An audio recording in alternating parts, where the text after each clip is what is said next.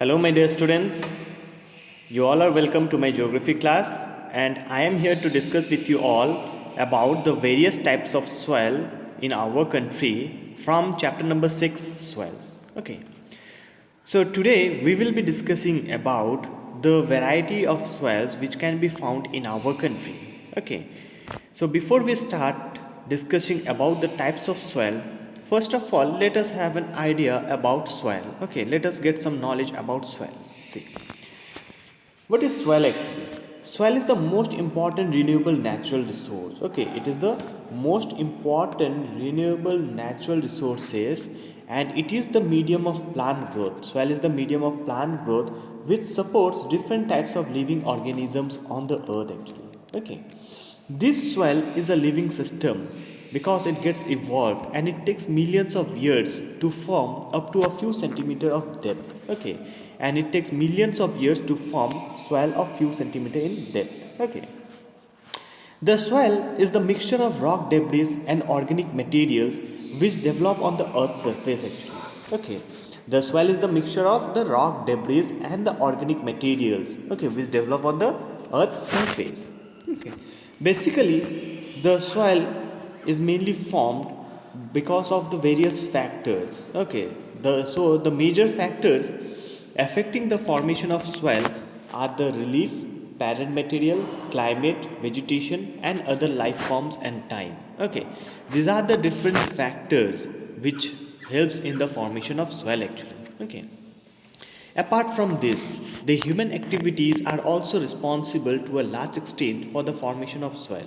Okay, because of various human activities. Okay, the rocks they get disintegrated and all, and ultimately they lead to the formation of soil actually. The components of soil are the mineral particles, the humus, the water, and air. Okay, so basically the major components of soil are the mineral particles, the humus, the water, and the air. Mhm. The actual amount of each of these depend upon the types of soil. So the actual amount of the mineral particles, humus, water, and air, it depends upon the type of soil actually. So there some soils are deficient in one or more of these, while there are some others that have varied combinations actually. Okay. So basically the soil is one of the most important resource which is a medium of plant growth, and the soil mainly is formed by the different factors actually, and the factors of soil formation are the relief, parent material, climate, okay, vegetation, and different life forms actually. Okay, so these are the different factors of soil formation. See, on the basis of the factors responsible for soil formation, okay, depending upon the color, thickness, texture, age, chemical, and the physical properties, the soils of India are classified into different types. Okay, the soils of India are classified into different types, and some of the major types of soils which can be found in our country are the alluvial soil, the black soil, the red and the yellow soil, the laterite soil, the arid soil, the saline soil, and the forest soil. Okay, these are the different types of soils which are mainly found in our country. Okay, and out of these important types of soil, the alluvial soil and the black soil are the most important ones actually. Okay, so we will be discussing about these various types of soils. Okay, about their characteristics and distribution. Alluvial soil. The alluvial soil is the most fertile soil, okay, and it has been formed by the deposition of the sediments brought down by the rivers, okay. The alluvial soil can be classified into two types on the basis of the age, okay. One is the old alluvial, which is known as Bhangar, and the new alluvial, which is known as Khadar, okay. These are the two types of alluvial soil actually. The Bhangar soil has higher concentration of Kankar noodles than the Khadar actually. Kankar noodles are basically this fine, small pebbles like rocks, okay, which can be found in this Bhangar actually. Basically, what happens when the alluvial soils are being formed? Okay, during the process of formation of alluvial soils, the sediments which are being brought down by the rivers they get deposited again in the next year. Some more sediments get deposited like this way, year after year the deposition goes on, okay, and the layers are being formed. So the layers which remains down, okay, means the old layer actually, they turn out to be, okay, the Bhangar soil, the old alluvial soil, and the topmost layer of the alluvial soils are the uh, new alluvial soil or the khadar actually. Okay, so basically the khadar soil has more fine particles and is more fertile than the bhangar. Okay, the khadar alluvial soil is more fertile than the bhangar soil. The alluvial soil has adequate proportion of potash, phosphoric acid and lime. Okay, these are the main chemical composition of the alluvial soil. And this chemical composition, okay, it favors the growth of sugarcane, paddy, wheat and various types of crops. Okay, various types of other crops. As because the alluvial soil is very much fertile, so it is intensively used for agricultural purpose. Okay, the alluvial soils are widely spread. Okay, these are the most widely spread soil and they can be found in the entire northern plains. Okay, the entire northern plains is made up of the alluvial soil. And the alluvial soil has been formed, okay, by the deposition of the sediments brought down by the river Indus, Ganga and the Brahmaputra. Okay. Apart from this, some traces of alluvial soil can also be found in Rajasthan and Gujarat. Okay, it is also found in the eastern coastal plains, particularly in the deltic regions of Mahanadi, Godavari, the Krishna, and the Kaveri. Okay, because these rivers, the Mahanadi, Godavari, Krishna, and the Kaveri, they also bring some sediments. Okay, carry sediments along with them and deposit it at the mouth of the river. Okay, where deltic formations are there and alluvial deposits are there actually. Okay, so basically along the eastern coastal plain, the entire northern plains, some parts of Gujarat and Rajasthan, we can find alluvial soil. Okay, the next, the black soil. The black soil is the next important soil after alluvial soil. As the soil appears black in color, this is the reason that the name black soil has been given actually. Okay, the black soil is also known as Regur soil. Okay, the other name of black soil is Regur soil, which is very much ideal for growing cotton. Okay, which is very much ideal for growing cotton. And this is also one of the reason that the black soil is known as the black cotton soil. Okay. It is believed that the climatic condition along with the parent rock material are the important factors for the formation of black soil. Okay. The black soils are made up of extremely fine clay materials. Okay, they are very clay in nature and they can hold moisture, okay, for a long time. One important characteristics of black soil is that they develop cracks. Okay, they develop cracks during the hot weather season. As because the soil is very much clay in nature, so they develop cracks during the hot weather season.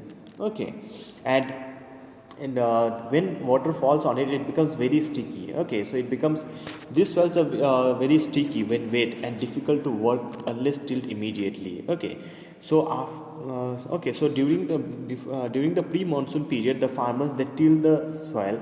Okay, they make the soil loose actually so that they can use it for agriculture purpose. Okay, the black soil is mainly rich in calcium carbonate, magnesium, potash, and lime. Okay, but they are generally poor in phosphoric content. Okay, so these are the chemical composition of the black soil actually. Okay, so black soil is mainly used for growing cotton, sugarcane, etc. Okay, the black soils are mainly found in the Deccan Trap region, spread over the northwestern Deccan Plateau, and is made up of the lava flows. Okay, the black soil has been made up of the lava flow actually.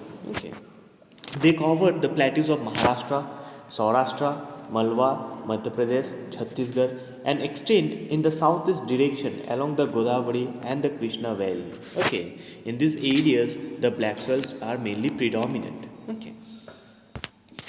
The red and the yellow soil is another important type of soil which can be found in our country, and they mainly develop on the crystalline igneous rocks. Okay, in the areas of crystalline igneous rocks, the red and the yellow soil can be found.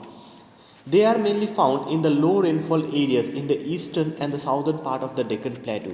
Okay, in the eastern and the southern part of the Deccan Plateau, where the amount of rainfall is less, in those areas, the red and the yellow soil can be found. Okay, these soils, they appear reddish in color due to diffusion of iron in crystalline and the metamorphic rocks. Okay, the soil appears reddish in color because of diffusion of iron. Okay, with the rocks actually, and it looks yellow when it occurs in a hydrated form. When it is wet, okay, means when it is wet, it looks yellowish in color. Okay, This type of red and the yellow soils are found only in certain areas of our country. They are not widely spread. Okay, so they are found only in few areas of our country, basically in Odisha, Chhattisgarh, the southern part of the Middle Ganga plain, okay, and in the Piedmont zone of the Western Ghat. These are the areas where the red and the yellow soil is mainly found. Okay. So we discuss about the alluvial soil, the black soil and the red and the yellow soil. Okay. Now we are going to discuss about the laterite soil. The laterite soil is another important soil which is mainly found in our country, and the term laterite has been derived from the Latin word later, which means brick. Okay. The laterite soil, it develops under tropical and the subtropical climatic condition. So basically the laterite soil can be found in those areas where the tropical and the subtropical climatic condition prevails. Okay, with alternate wet and dry season. Okay, and this soil is the result of intense leaching due to heavy rain actually, and this soil has been formed, okay, because of intense leaching, because of heavy rainfall. Okay, means when heavy rainfall takes place, what happens, the mineral composition and the chemical composition, it gets washed away. Okay, and the soil is left behind actually. Okay, so this laterite soil is formed in in such way actually. Okay, and these soils are not so much fertile as because the minerals and the chemical composition, it gets washed away, okay, by the rain.